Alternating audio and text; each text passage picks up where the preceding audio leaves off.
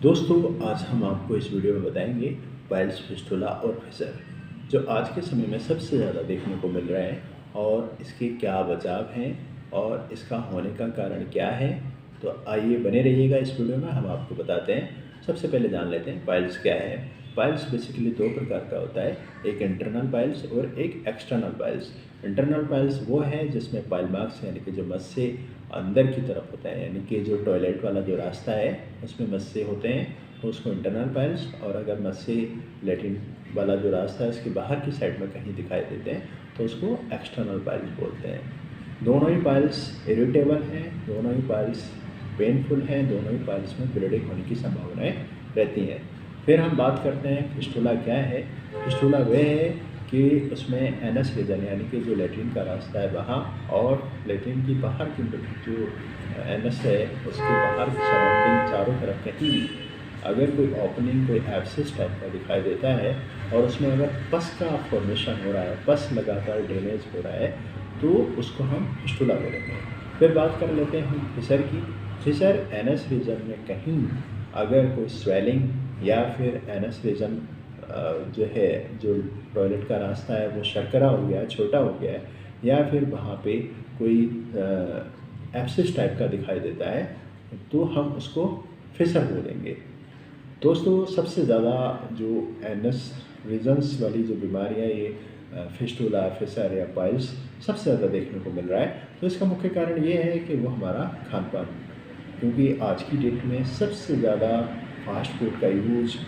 चल रहा है और उसमें खासकर स्पाइसी फूड का ज़्यादा यूज़ कर रहा है। तो ऐसे में पेशेंट को कॉन्स्टिपेशंस या पेट खराब होने की संभावनाएं ज़्यादा बनी है, और ऐसे में पेशेंट जिसका कॉन्स्टिपेशंस या फिर पेट खराब लंबे समय से बना रहा है और वो टॉयलेट में जाकर के वहीं पे उसको लंबे समय तक वो अपने पेट को साफ़ करता है, तो ऐसे में उसको पाइल्स या फिस्टुला या फिशर जैसी जो बीमारियां हैं वो ज़्यादा देखने को मिली हैं। तो हमें चाहिए कि हम इन सब चीज़ों से बचें। बचाव क्या है इनका? तो जो पाइल्स, फिस्टुला, फिशर में बेसिकली हमारा जो खान-पान है वो सबसे ज़्यादा महत्वपूर्ण भूमिका निभाता है। तो हमें चाहिए कि अपने खान-पान को इस तरीके से व्यवस्थित करें और अपनी दिनचर्या को इस तरीके से सेटलमेंट करें ताकि हमारा जो खान-पान है, जो डेली रूटीन का खान-पान है, वो इस तरीके से हो कि वो हमारी सेहत के लिए फ़ायदेमंद हो, ना कि नुकसान वाला। अगर हम अपना आदर्श खाना की बात करें तो हमें चाहिए कि हमें सभी प्रकार की सब्जियों का और सभी प्रकार के व्यंजनों का, जो हमें खासकर सबसे ज़्यादा प्रोटीन, सबसे ज़्यादा कार्बोहाइड्रेट, सबसे ज़्यादा फाइबर युक्त अगर हमें इन खानों में मिलता है, खासकर हमें फाइबर जिस जिस सब्ज़ी में, जिस खाने में सबसे ज़्यादा दिखाई देता है, हमें उन खानों का सबसे ज़्यादा प्रयोग में लाना है। और चाहिए हमें पेट में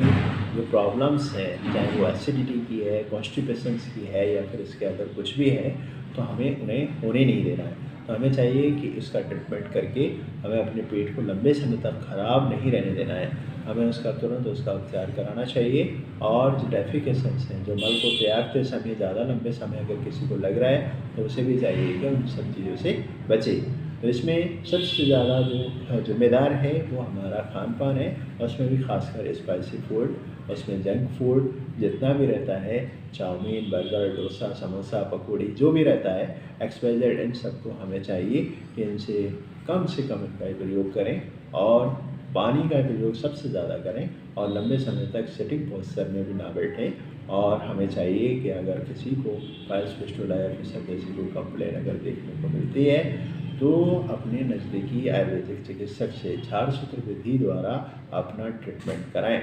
अगर आप इन सब बीमारियों को शॉर्टली टाइम में अगर अपने आप को ठीक करना चाहते हैं तो स्टार्टिंग पीरियड में, यानी कि इसको इंतज़ार ना करें, आपको अगर इस तरीके की कोई कंप्लेन दिखाई दे रहा है, कोई टॉयलेट के रास्ते में कोई इरिटेशन टाइप का या कोई भारीपन दिखाई देता है, या फिर लैट्रिन के रास्ते में बाहर साइड से कहीं पस का फॉर्मेशन दिखाई देता है, या अंदर कहीं टॉयलेट रास्ते में कहीं किसी का